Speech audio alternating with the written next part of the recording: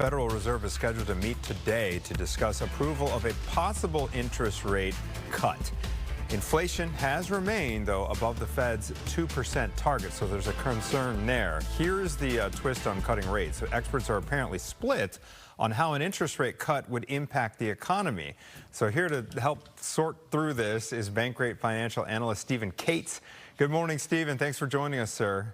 Good morning. All right, thanks for having me. Yeah, absolutely. Before we talk about what kind of rate we're possibly looking at here, a rate cut, I should say, what is prompting all this?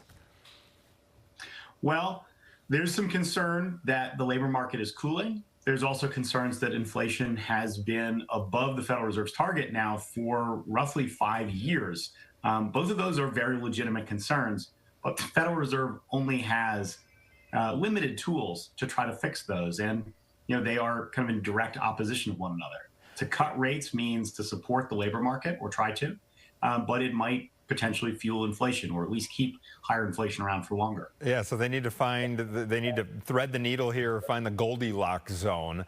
All right, so with these things in mind, how much of a rate cut are we expecting, if any, and what kind of impact could that have in the short term? It is likely that they will cut rates, and that would be at 0.25%.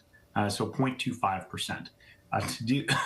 To do anything more would be very unusual and a big surprise. So I expect that if we have any cut at all, it will be that quarter point.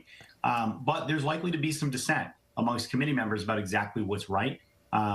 Overall, I think they're all going to come to the consensus, or at least most of them will come to a consensus that the 0.25% cut is the right thing to do. Okay, so it seems like that is what is widely expected. So with that in mind, how is the stock market responding here? Is there any rallying in anticipation of this move?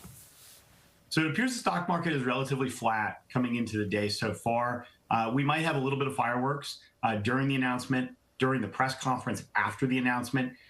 Jerome Powell is likely to probably talk tough about the policy trajectory going forward, and that may send the market, a little bit up, down, or sideways. But right now, it's kind of an anticipation of what we expect. Given that this has been priced in now for weeks, the market doesn't have a whole lot to sort of react to until that announcement comes out. We'll be keeping an eye on it. Stephen Cates, thank you for the insight and perspective this morning. We appreciate it. My pleasure.